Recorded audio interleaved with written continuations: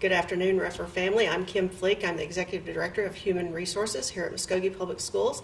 I'm here today with Mr. Lance Crawley, and we are going to speak to you a little about the COVID-19 protocol that has been created and developed for our district this year. First of all, I want to say that my staff here in the Human Resources Department is here to help you, both with our certified staff and our support, and I want to just give you a little bit of information about our department. Those of you who are certified staff, you would turn to Tammy Gardenhire. She is our HR specialist for certified personnel, and Crystal Firestone is our HR specialist for our support staff. Tracy Aldridge is our district insurance specialist, and we are all here to help you with any needs that you might have, any questions that you may have after this section, and just turn to us, reach out to us through email, phone call. We are here to help and to be your liaison in the time of need. So today we're going to talk a little bit just about our return to school plan policy that we have in place now, and some of the extra leave times that have been created by the government and given to us, and some of our federal guidelines that we will be following this year. Of course, you know that we are having our staff use masks.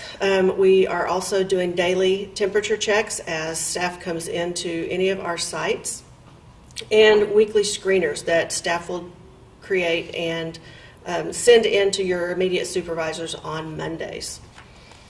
With our federal guidelines, staff is provided with 10 extra emergency sick leave days for COVID. And so in our department, we have created some applications for that sick leave, and that once you have shown signs of symptoms or you have known exposure to a positive COVID-19 person, then you need to reach out immediately to your supervisor or your administrator, and they will in turn reach out to the HR department. And then once that is done, one of our team members will reach out to you and provide that application for you to get with your healthcare provider to complete and return back to our team. Mr. Crawley, do you have anything that you would like to add to that section? No, I think it's just really important to make sure you're communicating with your supervisor. Your confidentiality, sometimes we take that for granted. Right. And although our colleagues mean really well, talking to them about our health conditions right now is probably not the best. I would visit with your supervisor as quickly as possible if you have concerns about either the protocols, things you're hearing, or just your own personal situation. Right. So, with that, I would like to just lead into some recommendations and provisions provided by our attorneys. And the leave that we are speaking of today is not a continual leave. It does expire December 31st, 2020, and until we hear further, that will be the plan for the COVID sick leave days. And also there is an emergency sick leave for FMLA that goes right along with this process.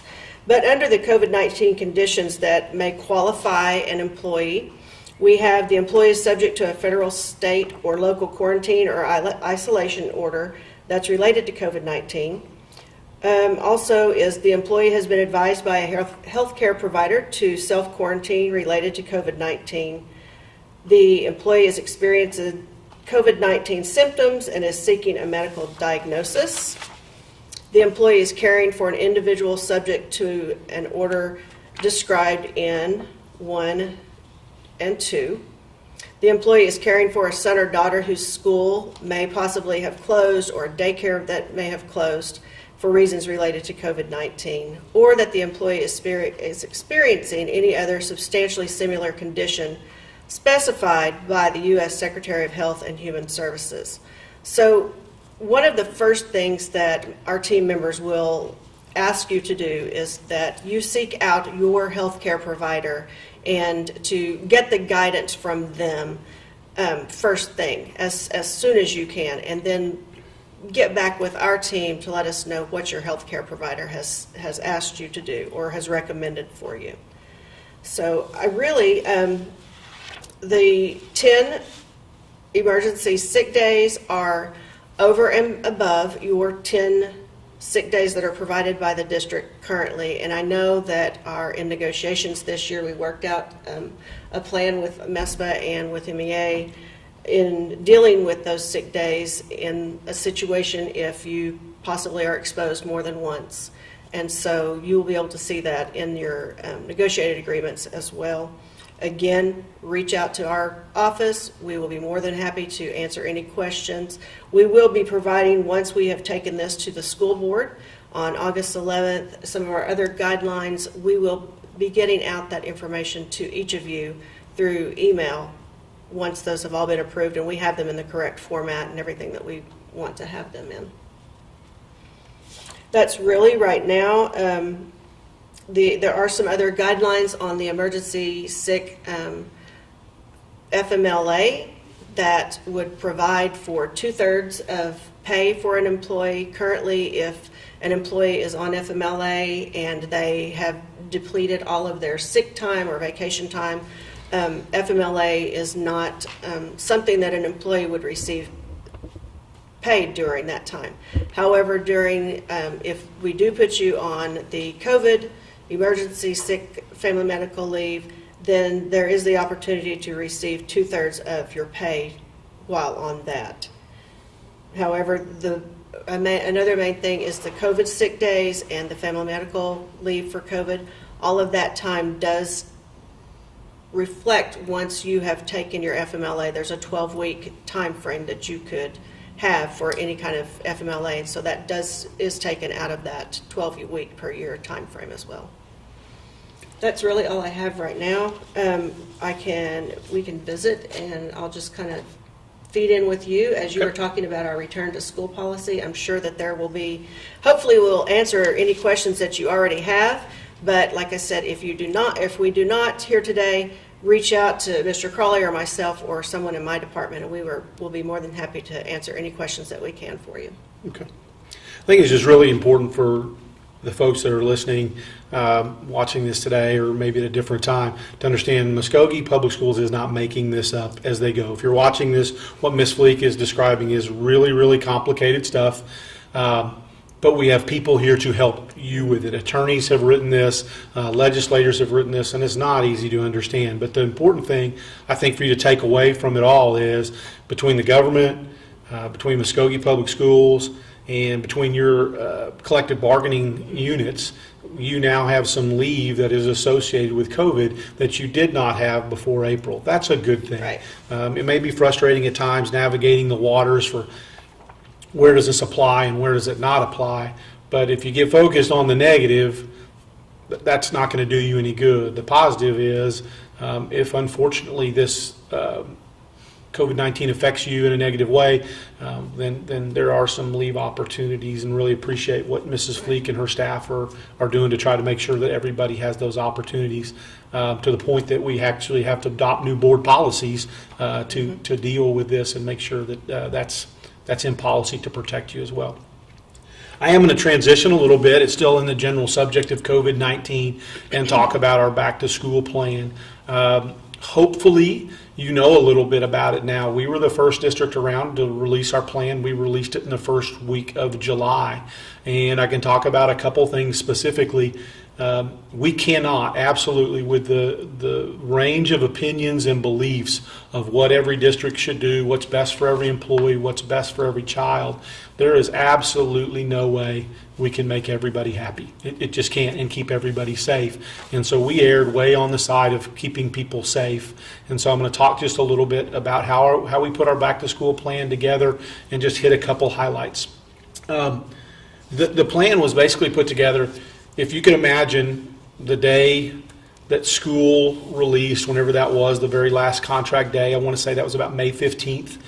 From that time on, and maybe even before, we started getting questions about the 2021 school year. So we approached the document, and I say we, that's the member of the central office administration, that's teachers, other support staff. Dr. Mendenhall and Dr. Dice put together a back to school committee of over 30 people. That included parents, staff, patrons from the community that had input. And so we addressed the document by trying to answer the biggest questions that we were getting the most frequently. And so I'll start with, when are we starting school? Well, we're starting now. All employees are back on the 3rd, and the first day with students in seats is going to be August 31st. So that was a big question we were already getting. When are we going to start? People wanted to make their plans. The second, and it's the biggest question because there's so many things, what's Muskogee Public Schools going to do to keep students and staff safe? And I'll talk through a few of those things, but ultimately, in the time that we're living in, there's no, I think about our bus drivers every day, even before COVID-19. What are we doing on our buses every day to keep kids? Well, we have great drivers, we have cameras, we're obeying. So safety can be relative to the individual, but we're going to do what we can, but also the individual has to make decisions, and the individual has to participate and help keep themselves safe. So we'll talk a little bit about what we're doing.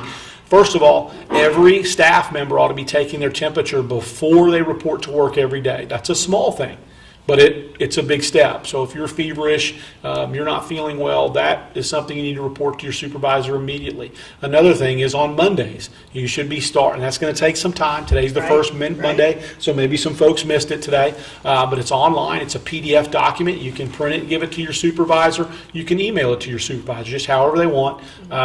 But you're supposed to fill out those questions and be honest about that. That's a screener. So that's something that we weren't doing a year ago, that we're paying attention to every employee's health on Mondays, and every day we're taking temperatures.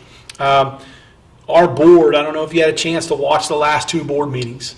You can tell all 5 members are very serious and committed to wearing of masks. And regardless of how you feel about that, that's the board and that's who we answer to. So in the document, you'll see that we are requiring masks for students and staff. Now, we've given some more flexibility to the early childhood students, pre-K through 2nd grade. At the August regular board meeting, we had Joanne and Delby come from the Muskogee County Health Department, another group that we're using to help keep students and staff safe. And they talked us through some things, and we know the challenges with all students, but specifically for younger students. So that'll be something we'll work into. But mask requirements are going to be in place. We're providing a mask first semester and second semester. We know many families are also providing masks for their own children that they think work better for them.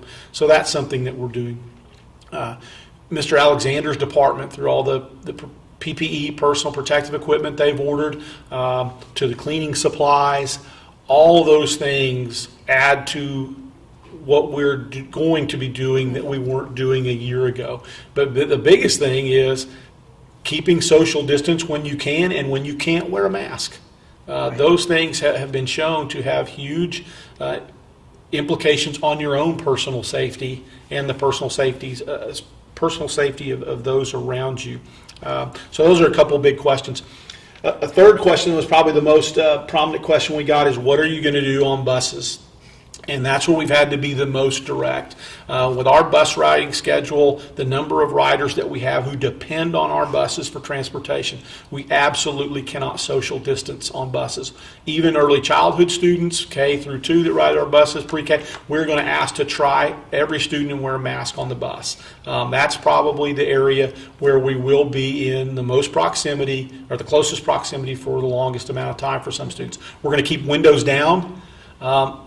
Weather permitting. We know it's going to be hot early, and at some point it'll probably get too cold to where we cannot keep those windows down. But that's something that we're going to do. So please, if you're a parent, custodial guardian of children, please talk to them about that requirement and really asking them to cooperate with us on the bus, because I think that is the one time where social distancing is going to be the biggest problem. The next part of that question was, what are you going to do about social distancing? And that is Muskogee Public Schools, the teachers, the staff. We're going to socially distance where we can. I'm going to pick on my AP Physics 5 teacher, right? They're probably going to be mad at me.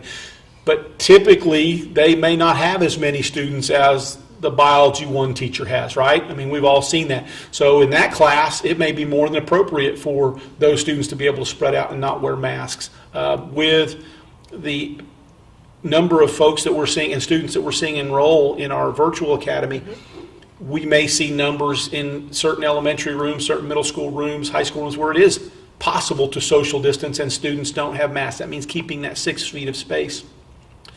But we realize there's going to be a lot of time in the school day that that's not possible. And during those times, we're going to ask students to keep their masks on, and staff, as a way of keeping each other safe. And that will be an adjustment. It's something that we absolutely have not done as a district before, and we're not going to probably have it perfect on the 31st, and we're going to have to work through that. I would add to that, that's one of the other things that we have done as a district is most of our sites have readjusted their lunch periods for social distancing as well. I know that some of the sites have had to add 1 or 2 lunch times into their schedule to help with the social distancing during that time. Absolutely, and we've ordered tables for the 6th grade academy that they can, so more students can sit outside.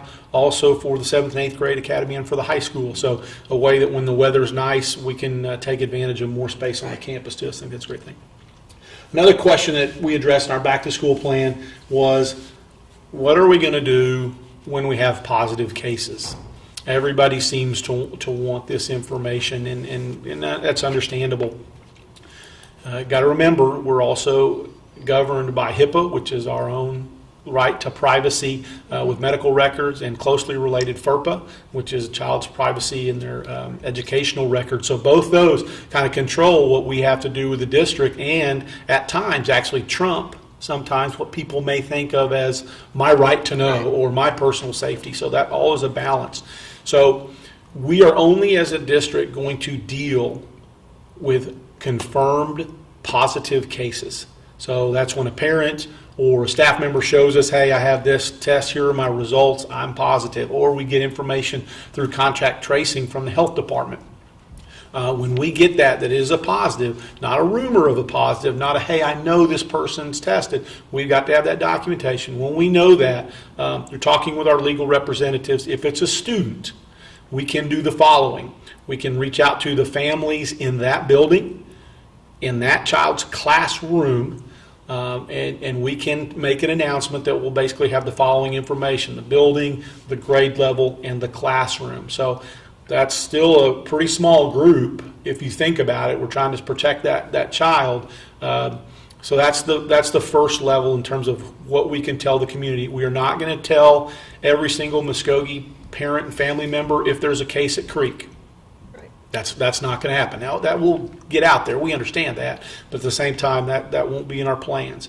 If it's an employee, we will notify that department. That, hey, so if it's transportation, we will notify transportation that one of the drivers is tested positive and go through that process. Now, another step that we'll be taking as a district is what's called, we will help the Muskogee County Health Department with contact tracing where we can. So just because my child is in an elementary classroom does not necessarily mean that they had contact with this other child, because as we learned the other night, what we found out from the health department, contact is less than 6 feet, 2 to 10 minutes, where one or the other is not wearing a mask. And so we hope to eliminate as much of that as possible in the classroom. But through the teachers' help, we can identify other students that we may have to let family know without saying the name, hey, we believe your child might have been exposed. So there's some other levels we can go through there. At the secondary level, we'll identify the homeroom, the site. If that student was in extracurricular activities or rides a bus, we can notify those students as well if we believe that maybe that contact had happened. Right. So, at the high school level or secondary level, that's where you're seeing a lot of districts that have already decided to start virtually. You could imagine possibly notifying 200 families. And at the secondary level, we just think that the contact tracing approach will be much less invasive and still create that barrier of safety for the students that might have come into contact with a student who has tested positive. Okay. Let me see. Well, this was a big one, and gosh, there are some schools that are doing this, and we can talk about that a little bit. Will students' temperatures be taken every day? And right now, we do not have a plan to do that based on what we have gathered, and we're not doctors, but we're trying to do the best we can with the information. That we're really not seeing a lot of the fever in young students or in students in general as being a method for notifying that we have the COVID, but it's something that we're going to look at, and as principals, as the leadership in each building, we're not saying we're not going to do that eventually, but right now, we're just going to see how traffic flows into buildings and begin to develop plans for every building will have devices to take students' temperatures, so it's going to be a possibility. If you have the facial recognition, the facial scanners in your building, students are going to take care of that themselves. They're going to find those really quickly, and then I'm betting they'll let you know if they have a fever. So we have some devices in place that we didn't have, but right now we do not have a plan to take temperatures of every student every day. Okay, I probably have one more, and then I'm going to wrap up. Kim, questions that you can think of that I might not be, that might have been popular? I know that we all have so much extra time on our hands that if you have not looked at or gotten online and been able to dig in deeper to our return to school policy, I recommend that you do that. If as you're laying in bed getting ready to, if you have trouble going to sleep, have we got the document for you? Get the return to school policy and absolutely and read it. No calories. It won't affect it, anything like that. Yeah. A lot of the different protocols and processes also will be set up just at individual sites, and your administrators will be going over more of that with you as this week continues. So the more questions you have, I might advise you to bring those up. If you are together as a full staff, bring some of those ideas and questions up, and that way we know that we need to address those more clearly to everyone in the district probably. Absolutely. And so I'm going to hit just masks just for a little bit, and then I'm going to finish because it's repeated in multiple questions. How are you going to do this? What about this? Mm-hmm. And Dr. Mendenhall did such a great job of talking about this starting last March as we went into our virtual plan. And that is, you're going to have grace with the students, with the adults, and with the staff.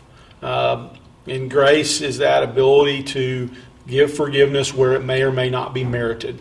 It is unearned forgiveness, and it's going to be, there will be children in classes who cannot wear masks. We have over 290 students, something like that. 280. Yeah, right in that range, that have already put down that they have asthma to the point where they have to carry an inhaler. Well, those students also wearing a mask could be problematic, and so there will be a student in class that doesn't have a mask, and the adults have to be careful about how they address that child or another child that says, well, I don't have to wear mine because they're not wearing theirs. Those are difficult conversations, and there's not a perfect script. The adults need to work, and as the group before us talked about so much, relationships, trying to have that little bit of rapport, a little bit of caring before we go in and start addressing that correction for the mask, because that's really going to make a difference. If the adults will wear their masks, compliment the students that are wearing their masks, begin to think about how will I approach it, how will I ask that question. Maybe there's somewhere else in the room that they can sit or that they can feel comfortable, but it's not going to be perfect. I mean, I'm sure some of you guys watch the news and you see how adults behave when they're not excited about wearing a mask, or they're excited about wearing a mask. They don't always choose the right responses or the responses that are most healthy. So we are going to have to do a great job as a district of caring for one another, taking the time to explain why we think wearing it's important, taking the time to listen to that student that just can't or is having a trouble. Just as much as one student may be passionate about wearing it, you may have another one who's just as upset that someone's not wearing it. So making those, building those relationships with your students, but also creating that understanding within our students themselves of more kindness and understanding throughout when even they're dealing with other students that have different points of view on the masks as they do. So. Yeah, it's just an opportunity for us to, I think, to grow and to to get to know each other in a different way. And it's going to be, if anybody thinks it's going to be easy, they need to email me and let me know, because I'm missing something. I think we have to admit to ourselves this is going to be hard, but that's okay. I think it is worth, if you're sitting there going, well, golly, then why are we going back? Because our students, 100%, I know we have enough students that need the attention of adults on a daily basis. As many days as we can see them and pay attention to them and check on them, because that hasn't happened since March 14th was the last day we were in school, something like that. Yeah, anyways, so I know we need that, and then the board agrees, and then we're gonna try to get as many days in as we can, and hopefully the things that we're doing will prevent any of those larger scale problems here. But I do know that our students need the attention of adults. I think one thing that we've seen is with our Summer Pride program and our athletes that are out working for football and softball and what other sports there are for this season, we can see that need because they are there daily, they're wearing their masks, and going through the other protocols that we've set forth, and no complaints. I think they've had great success with that. I think the coaches are feeling that the kids are just relieved to be back and be with them, and so I know that our babies are ready to be back and be with their classmates, with their teachers, and so yeah, And you bring up a great point there, because if you do want to focus on the negative, I'm going to flip it around on you and focus on the positive and look what Dr. Parker, Mr. Platter, and all the coaches and everybody associated with that, and now even Mr. Huffer in the band program, they have taken the precaution. We have kids wearing masks. They have screeners that they're taking. There have been times where students have had to be quarantined, but in terms of any significant outbreak or anything like that concerns, by doing the right things, they have done a fantastic job, because there are many schools across the state, our size, especially the bigger schools, have said, let's just keep putting this off. And again, just like Ms. Fleek said, students are dying for this. They're dying to get out and be social again. And so huge hats off to that. And I think our teachers are. I think our teachers and our support staff, I see that need in several of them to just get back into our routine. However it may look for us, it's not going to be normal. I don't think that normal is what we knew it as prior to March 12th or whenever we were last in school. But I think that we all have that need to be back around our colleagues, back around our students, and just try to get on with that portion of our lives as much as we possibly can safely. Okay. And I'll finish up with this. If you're an employee and you don't feel safe, you are worried about your safety, immediately get with your supervisor and talk to them about your fears. What is it that you're worried about? Is it that you don't have personal protective equipment that you need? Because we need to hear about that, and we need to feel like what you need. Is it regardless of that, you have some other health concerns or health concerns for someone in your home? Make sure your supervisor is aware of that and that they funnel those up to you, because we do want to help in whatever way we can. I'm going to be pretty blunt about this. I don't think there's a situation where you're going to get paid to stay at home, and I hope there's no one that wants that. That happened last spring, and that was an amazing cooperation between the government and between all schools. But I don't think that's going to exist anymore. We've got to try to find, maybe there's something else, but then you've also got to weigh your own. Is this where I want to put myself? But please don't keep those fears inside, because chances are we can provide a solution. You at least get to talk about them, and hopefully we can find a way to make you feel safe and to make it where you can serve our students in the very best way. I want to talk about limiting visitors. Oh, absolutely. Yeah, I hate to even say it that way, limiting visitors. We're just not accepting visitors at sites. That doesn't mean that parents can't come in to check out their child. We're going to ask, and that's not always possible. We are going to ask parents to call ahead so the office can be prepared for that. But that will be as far as it goes. There won't be that parent coming in and taking things to the classroom, or going and seeing a child in the classroom, or outside food coming into the building, Right. those kinds of things. All those, and some of that is great. You love it when you can get a guest speaker, or Enhance will just have to do that virtually. But yes, we are going to greatly limit folks who come through those doors into that building. And I hope that those of you that are parents appreciate that. I know you'll miss it for Right. your child. And I know Dr. Lindsay at the ECC is working out a great plan for how this is going to happen, because as all of you can attest, if you had that 4-year-old, it is a little bit different. We don't see that same passion out of senior parents that want to No, walk their no, child to it's class. not. So Sometimes. somewhere in there it just changes. I don't know why or where, but anyways, yeah, that's a great point. Yeah, we are going to really restrict access to buildings. And those that do come into the building still will need to have their temp taken on the facial. Absolutely, and wear a Temp mask, screens. those kind of things. Yeah, a mask will be required. So I think that's it. Our great helpers. Anything else that we need to address that you feel like? Okay. Questions, okay. Okay. Thank you very much for coming. And if you have any questions, please reach out through email to Ms. Fleek or myself. We'll help you out as quickly as we can. As much as we can. Have a great day. Thank you.